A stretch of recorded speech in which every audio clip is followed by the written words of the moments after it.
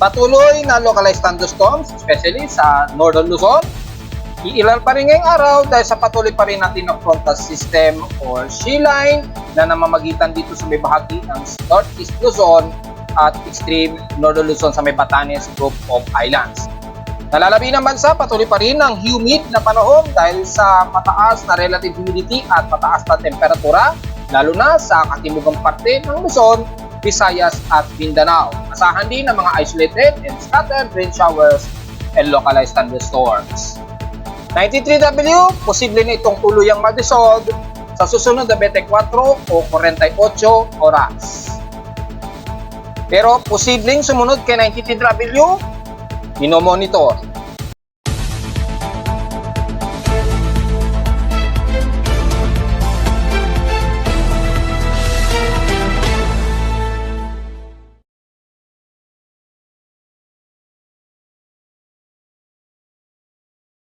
Hello, good morning mga folks. Welcome po muli sa ating daily weather bulletin at analysis para sa araw ng Lunes, May 20, 2024. Ang oras nating boss from may umaga ay alas 10:36 na ng umaga. Sa ngayon ay medyo humid pero medyo overcast and gloomy pa rin na may pagka-haze ang umiiral sa atin, lalo na dito sa bahagi ng Metro Manila, tilang panig ng southern part ng Luzon. Dahil patuloy ko pa rin iniimbestigahan yung anomaly ng ating air quality na patuloy pa rin mataas ito simula kahapon at noong isang araw. At dahil sa biglaang o medyo nakakapagtaka na biglang pagtaas ng average ng air quality and pollutant dito sa paligid ng Metro Manila. So hanggang ngayon ay inaalam ko pa rin talaga kung ito ay manggagaling sa mga bog, galing sa mga bulkan. Since wala naman tayong namamataan o nadedetect na anumang thermal anomalies hanggang ngayon. So, bukod sa current conditions natin, overcast, gloomy, few clouds, at hazy pa rin tayo sa bahagi pa rin ng Metro Manila, lalo na sa amin sa Caloocan. At kung titingnan ninyo sa live CCTV snapshots, ay halos haze po ang paligid natin. Yan, makikita nyo halos sa zero visibility o parang maalikabok ang paligid natin sa himpapawid. Sa hindi pa rin malamang dahilan dahil despite na mataas ang air pollutant level, hindi natin malaman kung ito ay dahilan lamang ng thermal inversion na patuloy na natatrap yung ating air pollution, pero masyado kasing malawak dahil umaabot ito ng Central Luzon hanggang sa bahagi nga po ng Tagaytay na sobra namang lawak ng thermal inversion kung pagbabasihan natin. Sa lowest temperature na tala na weather station kaninang 3:32 AM, nakapagtala kami ng lowest of 26.8 degrees Celsius. Kapon nakapagtala kami ng medyo mataas pa rin na temperatura na nasa 34.9 degrees Celsius kahapon ito ng hapon at 1:38 PM. Nangangahulog lamang na mataas pa rin ang heat index sa amin sa Caloocan, na umabot ng 50.5 degrees Celsius. So kung itatabi natin sa official heat indexes mula sa mga weather stations ni Pag-asa kahapon, meron kaming halos kasabayan na mataas ang heat index. Umabot yon ng 50 degrees Celsius. Yan, dyan sa bahagi ng Guian Eastern Samar. So halos magkapantay kami sa Guian Eastern Samar na may mataas din na heat index na pumatak nga po ng 50 degrees Celsius o higit pa. Kung mangalawa na dito, ang may nasa 46 degrees Celsius, kung may 46 degrees Celsius. Pumangalawa, ang Rojas City Capiz na may 48 degrees Celsius na heat indexes. And then, sumunod na po, ang may 45 degrees Celsius na heat index. Gaya na lamang ng iba sa Zambales at or ng Birac at Anduanes Ragan na may 46 degrees Celsius at pumang-apat ang iba Zambales na may 45 degrees Celsius. So, yun lamang at nangunguna ang bahagi nga po ng Guian Eastern Samar na nangunguna sa may pinakamataas na heat index sa talaan ni Pag-asa. At kasalukuyan nga po, since 8:45 AM, pataas na kagad sa 44.8 degrees Celsius ang huling naitala namin ngayong umaga sa heat index. So medyo mataas pa rin talaga ang ating temperatura despite na nagkakaroon tayo ng mga localized thunderstorms. Normal po yan, lalo na at magta-transition na, malapit na, mga by next week. So expected yan mga folks. Samantala sa ating peak streams in past 24 hours, nanguna naman ang Butuan na may 36.5 degrees Celsius. Ang grabing init pa rin na temperatura sa kanila. Sa lowest temperature naman sa Baguio City, almost stationary lamang na 17.4 degrees Celsius ang lowest temperature sa kanila. At sa inulan naman ang Baguio City na inulan sa kanila ng heavy rain to violent rain showers na umabot ng 145 millimeters ang total rainfall sa kanila. Kahapon wala kami naitalang pag-ulan dito sa Caloocan. Pero sa Quezon City kahapon ay nakaranas sila ng mga kalat-kalat na pag-ulan. Hindi talaga kami medyo pinapalad pa sa Caloocan so far. At sa ating relative humidity, 76% po. So medyo mataas-taas po. Kaya kapag medyo tumaas din ang temperatura, asahan din natin ang malagkit-lagkit na naman na humid na panahon, lalo na dito sa Metro Manila. So asahan na magiging malagkit-lagkit po ang ating pakiramdam ng mga balat natin. So take note yan. At kasalukuyang nasa 1,008 hectopascals ang ating atmospheric pressure. Nangangulagan lamang na merong namumuo na localized thunderstorms na naman. At typically na naman yan sa may bandang extreme no, Luzon na naman yan. So lalo na mamayang hapon ay sunod-sunod na naman ang mga pagkulog at pagkidlat. So magdala na pananggalang sa ulan, lalo na mamayang hapon sa mga kababayan natin na bumibiyahe at sa mga uuwi mula sa mga trabaho. Sa high tide low tide status, kasalukuyang bahagyang nasa high tide status pa rin, may 4 hours and 22 minutes pa to low tide o 3:02 p.m. So medyo pwede pang lumayag kahit sa pangpang ng Manila Bay dahil medyo mataas-taas pa ang high tide dyan. At mamayang hapon na lamang siguro kayo medyo lumayo-layo pagsapit ng mga bandang alas 3 ng hapon. Sa ating almanak, sumikat ang haring araw kaninang 5:26 a.m. Naasahan naman lulubog ito mamayang 6:18 p.m. Ang ating almost magpo-full muna at 89% illuminated waxing gibbous, sisikat naman ito mamayang hapon at 3:32 p.m.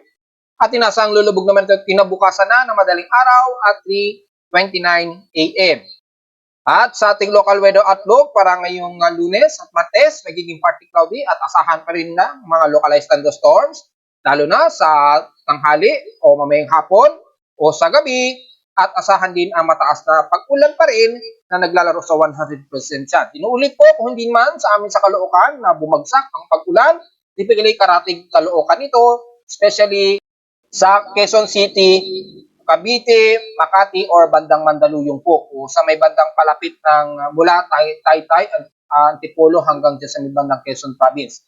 Typically ay dyan ang abutin.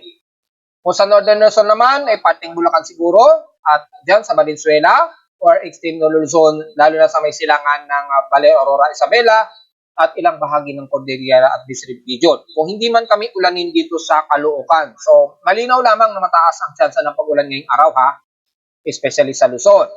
Ganon din bukas, stationary, partly cloudy rin at ang mga localized thunderstorms pa rin ang iiral sa hapon, lalo na at sa gabi. Pero naglalaro sa 60 to 61% ang tsansa ng pag-ulan according sa ating BC forecast. So, mataas lamang ngayong araw at bukas naglalaro sa 60 to 61% ang tsansa ng pag-ulan.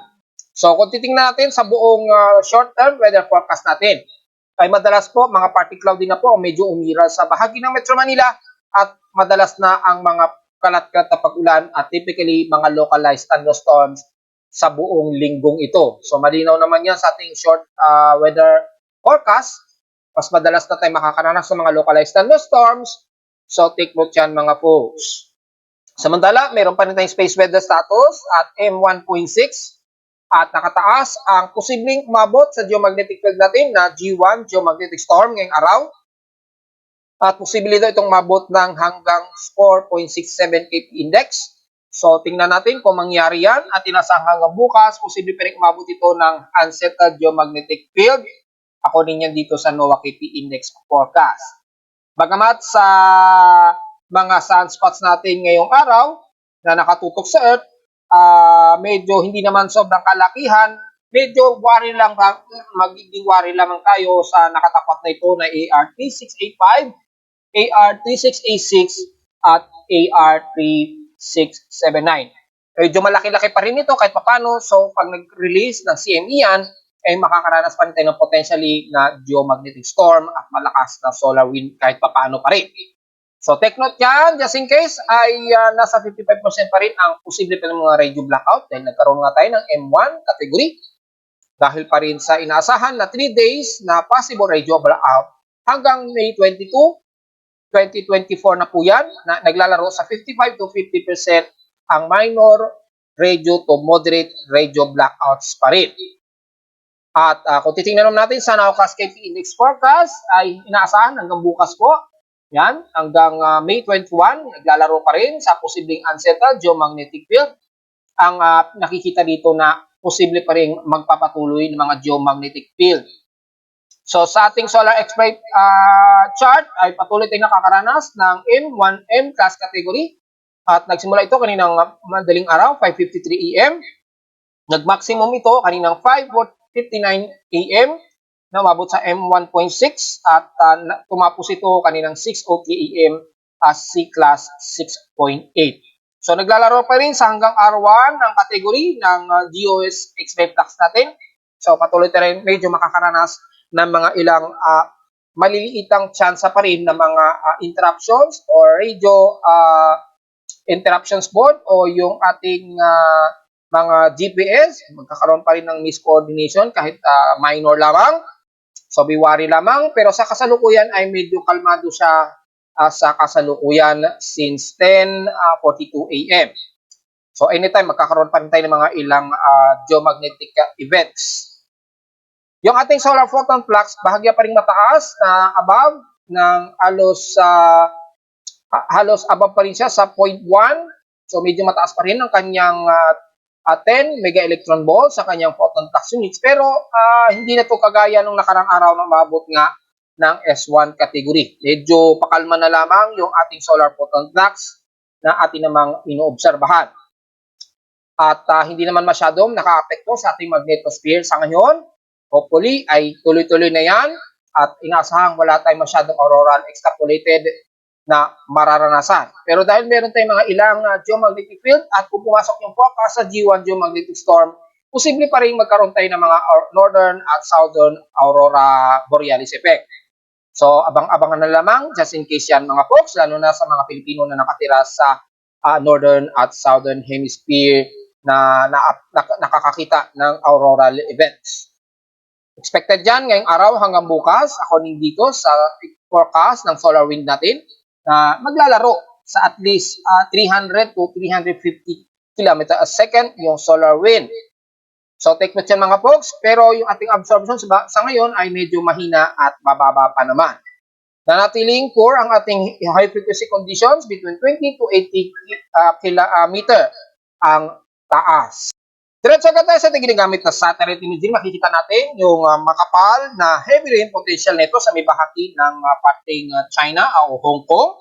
So sa mga kababayan natin sa parting Hong Kong na yan, ay ingat po dahil malakasan po at napaka-violent po ng mga pag-ulan na nararanasan ninyo dyan. So expected po ang mga pagbaha, kabilang na ang parte nito ng Eastern China hanggang Taiwan. So kung titingnan natin dito yung forecast system na umiiral, patuloy pa rin na magpapaulan sa bahagi nito ng Batanes Group of Islands, sila ang bahagi ng extreme Northern Luzon. At expected pa rin ang mga kalat-kalat na pag-ulan na may localized thunderstorms sa hilagang parte, lalo na sa silangan at kanluran ng Northern Luzon. So expected pa rin sa bahagi ng Northern Luzon, ito ang bahagi ng kanluran ng Dagupan at ang bahagi ng Zambales pa rin, Kagaya pa rin kahapon ay makakaranas pa rin ng mga kalat-kalat na pag-ulan at mga localized thunderstorms, kabilang na ang parte ng Metro Manila at posible pa rin umabot sa bandang Calabarzon at bandang Bicol region sa may Camarines Norte. Pero gaya pa rin kahapon ay stationary rin na maranasan ng mga taga Southern Luzon at ilang parte ng Visayas at kagaya pa rin kahapon ay stationary na magkakaroon pa rin ng kalat-kalat na pag-ulan sa bahagi nito pagitan ng Palawan at west portions ng Panay Island o west portions sa Visayas. Pero mangunguna ang humid na panahon maghapon dahil po patuloy na ating easterlies na umiiral sa nalalabi ng bansa. So take note pa rin yan, kabilang na ang Bicol region, the rest ng Southern Luzon, Visayas at bandang northeastern at northern part ng Mindanao. Typically, isolated at kalat-kalat po ng mga pag-ulan na may ilang pag-ulan at pagkilat pa rin ng ilaw sa ilang bahagi ng kanluran ng Panay Island at Negros Region. Gaya rin kahapon, kabilang na ang bahagi ng Zamboanga Peninsula. Nakaranas kayo ngayon dyan ng mga kalat-kalat na may ilang moderate and heavy rain showers ngayon, lalo na sa Zamboanga del Sur ng Kabansalan, Mabuhay, Cebu at bandang Zamboanga City. Magiging partly tumuslicaw din ngayon dyan at mga isolated na mga ilang moderate na heavy rain showers po mga folks. Pero sa buong nalalabing ng Visayas at Mindanao, patuloy pa rin kayo makakaranas sa maaraw at malinsangang panahon at mga isolated at malilit lamang na mga possible light rain showers pa rin na ayon sa forecast ay magkakaroon pa rin mga kalat-kalat na pag-ulan.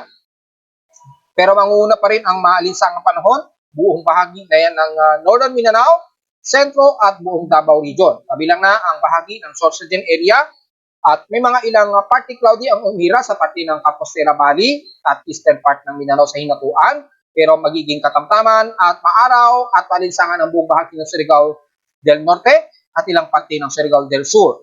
Siyempre, ang Lanao del Norte, magiging katamtaman din yan ng panahon. May mga isolated rain showers din pagsapit po ng hapon, pero maliit lang daw ang tsansa nito na naglalaro sa 25% chance.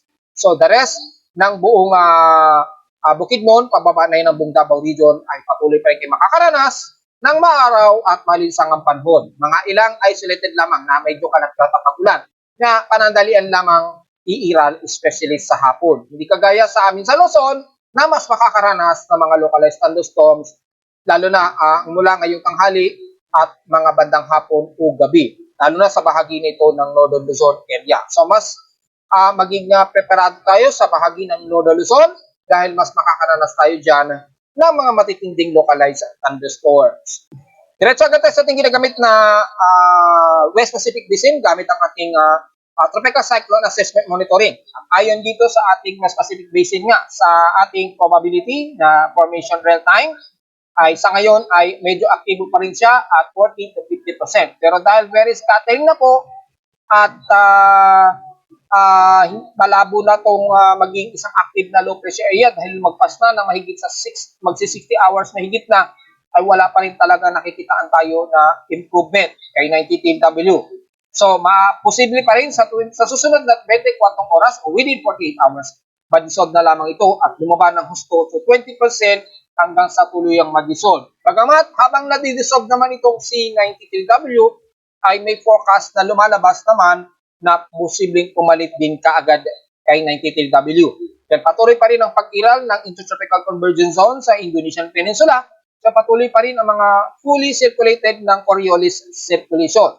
So ma-dissolve man si 90TW, ay posible pa rin mayroong susunod na panibago na namang sirkulasyon na magkakaroon ng bahagyang upward low convection na naman. Yan ay ating bamantayin mga folks, pero sa ngayon, base rin sa ating global spectral model ay wala tayo talagang expectancy na tuluyan na magiging isang ganap na bagyo itong si 90TW. Dahil kung titingnan natin dito, yung shallow circulation ni 90TW, extended forecast ito hanggang May 25, 2024, ay madidissolve din talaga siya. Yan o. So maaaring makakilos pa yan ng palapit sa loob ng PAR, pero madidissolve din pag napit sa may bandang silangan pa rin ng Mindanao. So halos hindi nagbago yung forecast simulation ng global spectral model natin. Pagdating naman sa mean sea level pressure, kung titingnan natin, hindi pa rin umaabot kahit man lang sa 1,005 hectopascals yung kanyang atmospheric pressure. So malabo pa rin talaga at natuluyang magiging active na low pressure area si 93W hanggang May 24, 2024. Ayon dito sa extended forecast ng simulations na to ha. So yun lamang po ating magiging analysis. So yung posibleng dissolve nito ay atin na lamang iintayin dahil kung pagbabasa naman natin ng mga computer models, ay halos shallow na lamang ang ipinapakita ng aggression dito kay ECMWF. At wala pang masyadong letters si GFS, pero kay NAVGEM ay nanatili pa rin active yung shallow low pressure area ni 90TW daw nito. Yan, nalalapit naman at magtatabas sa may bandang Eastern Mindanao hanggang Visayas. Pero dahil hindi naman o malayo sa katotohanan pa ang pinapakita nito, ay very insignificant na po ang pinapakita ng mga simulation nito for now dahil napakalayo naman sa pinapakita ng ating global spectral model. Samantala, kung pagbabase naman natin sa ating mean wind o yung ating convergence possible, nitong si 93W, according naman dito ay nagre-rebuild na naman yung panibagong upward low convection at favorable shear nito. So, posibleng within 48 hours habang nadi-dissolve siya, maaaring mag-rebuild na naman yung kanyang convection. Tumataas na naman bumaba na sa 18 kilometers per hour and then mukhang dahan-dahan na naman itong babalik at tataas ng more than 22 kilometers per hour. Nagkakaroon na siya ng very favorable shear according dito at kung titingnan naman natin sa convergence ay ganun din halos ang pinapakita. Pero dito, kung titingnan natin, scattered at diffuse na po ang ipinapakita dito sa ating convergence monitoring. Sa kontrahangin, sigurado, mataas pa ang pagkapulido niyan. Ayan Pero dahil very scattered na siya at very diffusable na ang nakikita natin dito, ay maaaring hindi rin ito magtuloy at tuluyan dito mag-dissolve. So dahil na rin sa presence ng ridge of high pressure area sa itaas ng Northern Mariana Islands, yan medyo hirap talaga makapag-circulate ng pino itong si 93W. So antay na lamang siguro natin na ito ay mag-dissolve within 48 hours or posible rin naman mag-renourish ito at magkaroon ng biglaang rapid intensification sa susunod na 24 oras. So, very uncertain pa rin mga folks. Hindi pa rin natin mapapalagay na ito ay magiging active low pressure area talaga. Patuluyan ito ma-dissolve na lang. So, yun lamang po ang analysis natin ngayon. At kung titingnan natin sa mga alon, natiling kalmado po ang karagatan sa buong bansa. So, wala po tayong magiging komento. Tuloy lamang sa pangingisda, maging sa ating maliliit na mangingisda dyan sa buong silangan ng bansa. Ingat na lamang sa hangin, dala ng easterlies dahil bukod sa mainit, at asahan din ng mga biglaang localized thunderstorms, lalo na sa mga mangingisda natin sa may bahagi ng northeastern Luzon. Ingat na lamang po sa easterlies. Kung pagbabasin naman natin yung general flood advisory warnings mula kay Pag-asa, dahil nga po sa presensya pa rin ng frontal system at patuloy ng mga localized thunderstorms sa extreme Luzon, nakataas pa rin daw dito sa bahagi ng Apari at Tugigaraw at Batanes Lupong Islands na posible pa rin kayong bahain dyan. So ingat na lamang, lalo na mamayang hapon o sa gabi, na mas makakaranas kayo ng mga violent thunderstorms dyan. Pero sa nalalabi naman ng Luzon, ay so far, mababa at wala namang nakataas na general flood warning ang nalalabi ng Northern Luzon. Pero hindi pa rin tayo lusot sa mga kalat-katapang ulan, dulot po ng mga localized thunderstorms, so take note yan mga folks. At sa lagay naman ng ating dam, lalo na kay Angat Dam, mula kahapon na nasa 180.95 meters po ang taas dito. Ngayon ay nasa 180.73 meters na lamang po. So nasa mahigit 3 meters o negative 3.86 meters na po ang kakulangan niya sa very critical level nitong si Angat Dam. Ibig sabihin lamang ay patuloy pa rin ang pagdaos-dos nitong si Angat Dam. So dahil dyan patuloy pa rin ang pagdaos-dos ni Angat Dam at patuloy pa rin talaga itong bumaba since May 1. Mula 187.65, ngayon ay nasa 180.73 meters na lamang. So mahigit 3 meters or to be exact ay negative 3.86 na po ang kakulangan niya sa pinaka-critical level niya ngayong araw. At kung tatabi natin sa status kay Magat Dam, di gaya ni Magat Dam ay medyo nagre-recover yung supply ng water reserve ni Magat Dam. Ayan, kung titingnan nyo, dumaos-dos siya mula noong May 7. Then talagang halos nag-75 below na siya. Pero mula May 16 hanggang ngayon ay medyo nakaka-recover siya unti-unti. Ayan, tumaas unti-unti yung water level ni Magat Dam. So at least itong si Magat Dam unti-unti nakaka-recover. Hindi gaya ni Angat Dam ay patuloy pa rin ang kanyang pagdaos-dos. So, expected natin na magkakaroon tayo ng cut-off sa supply ng tubig kapag talagang tuloy-tuloy at bumagsak yan sa 175 meters yung level na lamang ni Angat Dam. Talagang sagad-sagad na po kasi yan. Pag umabot ng mga around 175 meters yung natitirang level niya. At dahil sobrang baba na siya compared sa 184.59 meters, hindi natin alam kung ano magiging declaration ng ating gobyerno kapag umabot sa mas mababa pa na water level kay Angat Dam. Kamusta naman natin ang ulat din doon sa bansa? At since kaninang 12 AM, since 12 AM ay nakapagtala tayo ng at least isang magnitude 4.0 pataas. Ito ay sa may bandang northeast ng Cortez, Surigao del Norte, Surigao del Sur. Yan. So naganap ito kaninang 5:17 a.m. Ang epicentral depth at 21 km at magnitude 4.5 po ngayong araw. So yun po ang huling na itala nito. Yan. Yun lamang ang naitala natin na magnitude 4.0 pataas so far. And the rest ay below na po at medyo marami-rami na rin ang naitala ng mga pagyanig at nanatiling mas mataas ang bahagi nito ng Mindanao na mas marami ang nililindol kumpara sa iba't ibang bahagi po ng bansa. At kung titingnan natin yung historical earthquakes, kung nakakailan na po tayo ngayong month of May.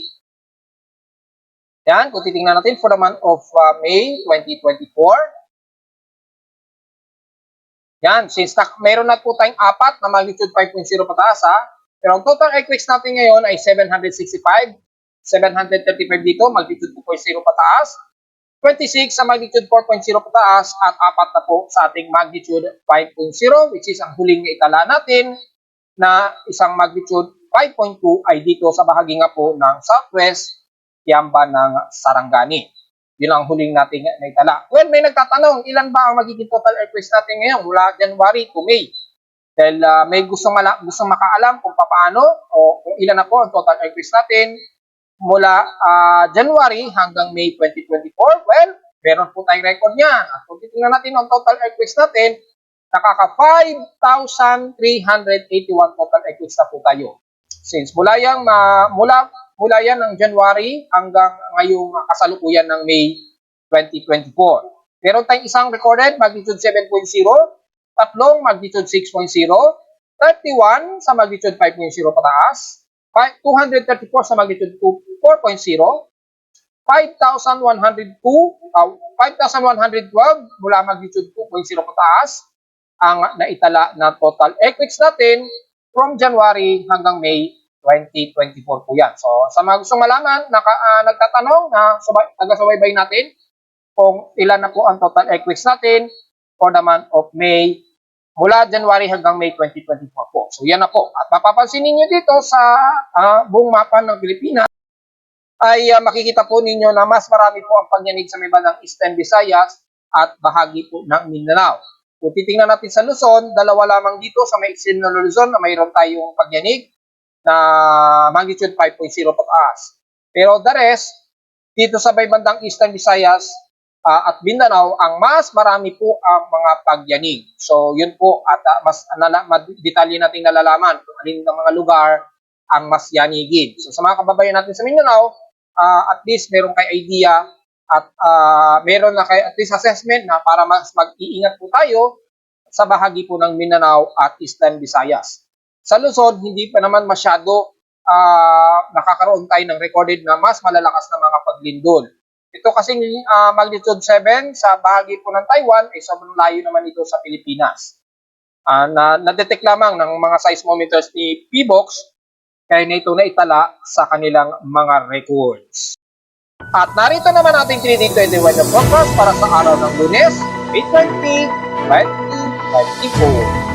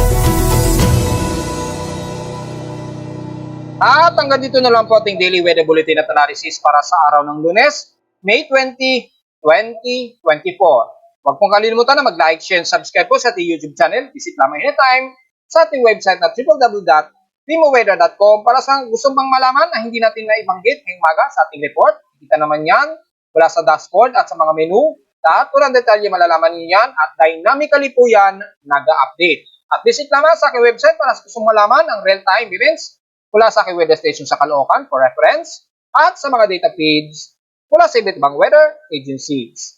Maraming salamat po mga folks at magandang araw po sa ating lahat.